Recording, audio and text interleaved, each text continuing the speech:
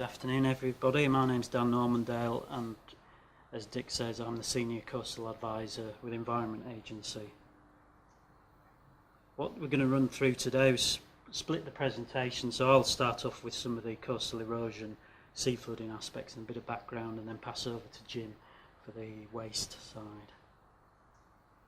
Just to give you some background, as Dick's just mentioned, Jim carried out an award-winning MSc dissertation on this topic that's now led to this guidance, and that identified a very significant gap between the knowledge of where landfill sites are in relation to coastal erosion and a gap between knowledge and practice, and also that the original shoreline management plans didn't address these kind of issues. From then, the EA National Coastal Team carried out a study that looked into this issue in more detail, and we've gone through this process to the second round of shoreline management plans, which now take into account these issues, and we've ended up here today with this guidance. Just before I go into some of the technical aspects from the erosion side, this is a great example of partnership working. We're all working together with a lot of people now, but as Dick said again, this brings together two areas who usually don't work together, but this is just an example of some of the organisations who've been involved from private and public sector. There's a lot more have, and you'll see them in the guidance. As far as the agencies involved, it brings together two parts of our business which don't usually get the opportunity to work together in terms of waste and pollution prevention and flood risk management. And that's brought together large parts of our business, significant chunks, working together for the first time. And although this guidance is out now, we're working internally to embed this into internal processes and push it forward. If we look at the scale of the challenge of this issue, and there's some statistics there as to what's been identified so far in terms of sites that potentially are at risk. But it's not an exhaustive list. It's not the total number of sites which could be at risk. There are many more historic landfills and legacy sites which aren't included in mapping, potentially aren't included in records, or need to be looked at a local scale for records. So we've got some idea of what the problem is, but there's more to be done. If you look at this spatially, this is the south end of England and also Wales, and there's historic and authorised landfill sites and flood zones on that map. And it just gives you a general flavour that it's not a problem for a specific part of the country, it's all around the country, but there is a concentration, understandably, where you've got most people living, so in the Thames area, Severn area for example. Just to identify the types of risks there are from the sea, we've got two types of risks. Coastal erosion, where waste sites are being exposed by the eroding away of our coastlines, and sea flooding, where you're either getting overtopping or an actual breach through a sea defence, or where we're actually deliberately pushing back the defence line on the coast through managed realignment, where then waste sites are being exposed to the sea. Both those types of risk are being mapped and monitored. In terms of monitoring, we've got the strategic regional coastal monitoring going on around the coast, where there's constant surveys being carried out, topographical surveys, cliff top recession surveys, beach profiles, wave and tide studies to understand what's going on now. But we've also got the national coastal erosion maps, which map out the erosion predictions over the next 100 years of where we expect coastlines will erode away. In terms of sea flooding, we've got national flood maps, and more locally we have hazard mapping in coastal and estuary areas, so we can identify specifically where sites are at risk. These are some of the diagrams from the guidance. There's a lot more in the guidance than this, but this just gives you a flavour. This is two ways of how coastal erosion can expose waste, either directly where the waste site is immediately onto the coast, or where the waste site is sat on top of the cliff in the lower diagram, where through the erosion of the cliff the material is released over time. In terms of sea flooding, overtopping, in the top diagram you've got mobilisation materials from the overtopping of water, and then that material washing out back through the foreshore into the air environment, into the water environment. And also in the lower diagram where you've actually got waste in the sea defence, the sea banks, which that material either gets released if that bank collapses or if that bank erodes. That's it at this point. I'll hand over to Jim.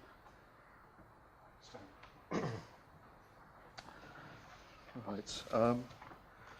The landfill directive defines landfill as a waste disposal site for the deposit of waste onto or into land. They're either permitted or they're not, and they're regulated by the Environment Agency and have an operator. Conditions can be imposed if necessary to protect people in the environment. Financial provision for operational sites can be set aside for post-closure problems. There are 2,000 permitted landfills across England and Wales. 500 of these sites are operational and the rest are closed. There are also a number of sites that used to have exemptions from permitting. Seawalls are constructed of old demolition waste, old ports and harbour frontages, small farm tips, right up to the very big sites, hundreds of hectares in size, some of which may have been operating for over 100 years. The majority have no permits. You can see 20,000 of our recorded historic landfills there, and as Dan said, there are many others. The local authorities keep registers of sites as potential candidates for contaminated land under Part 2A of the Environmental Protection Act. This is what the Environment Agency does for permitted sites. We're also a statutory consultee. We regulate permitted sites and assess permit applications. Currently, we're reviewing closing and closed landfill sites. We're working with operators.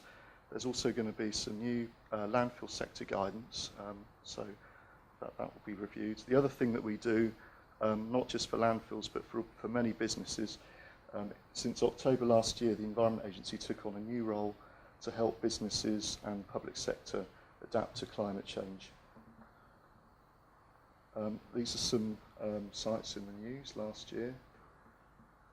That was on the north coast. This is on the south coast of Devon. So very topical. So the problem is, not only do we have to plan for the landfill infrastructure, but there will be a legacy of existing landfills and old industrial sites and services. Many reports and plans that relate to new and existing developments are forward-looking about adapting to climate change, but they often don't address existing waste, old services, industrial sites. They are often forgotten. Old sites and landfills are affected by erosion and flooding. This will be exacerbated by climate change and rising sea levels. Records are incomplete and held in more than one place by different authorities. And as mentioned, there was no legal requirement before the early 1970s to keep records of landfills. Amongst professionals generally, there can be a lack of awareness of the issue or recognition of the problem, and we won't often know the contents or even who is responsible. Many landfills are not thought of having value or utility, and sometimes be seen as a liability. There's also overlapping legislation, not just water and flood defence, but waste, contaminated land, marine terrestrial planning, and other jurisdictions to consider. So why should we deal with it? Well, there are legislative drivers, including things like improving water quality under the Water Framework Directive and a whole load of others. The Stern report considered that the costs of not dealing with climate change are greater than the costs of addressing it. I believe that coastal landfills is one example of this. There will be more options for addressing the problem while the waste is contained in a single place, but once it starts to go, then the costs can mount up due to loss of waste, remediation, monitoring, etc.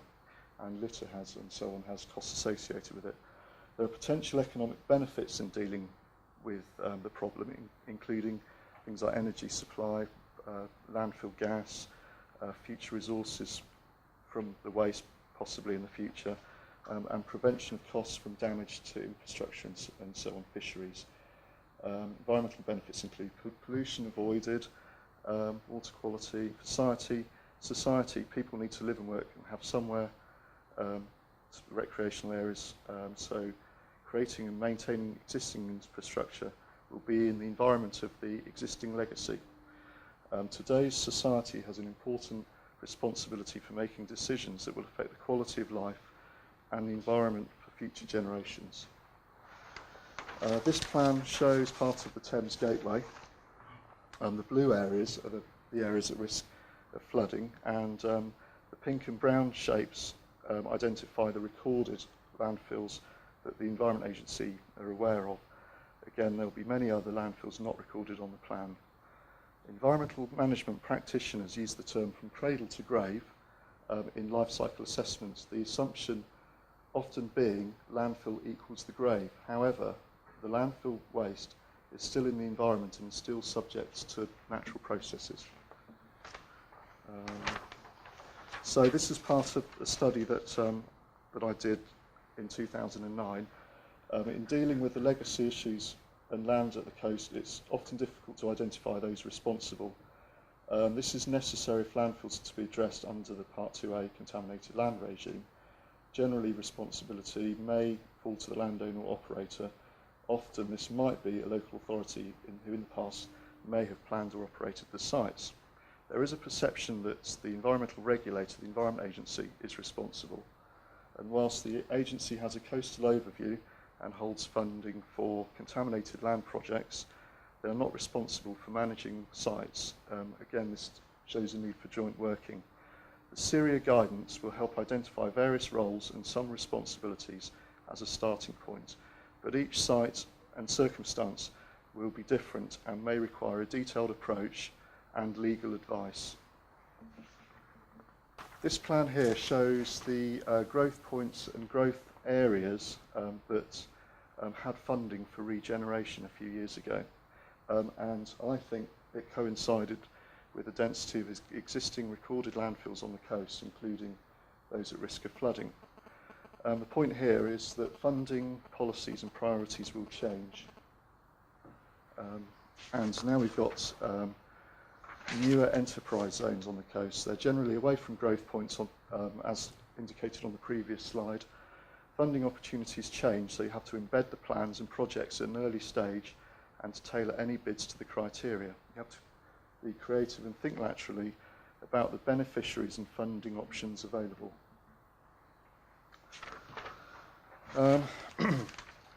There is a section in the SIRIA guidance on funding and how to approach this, and the options will continue to evolve and change.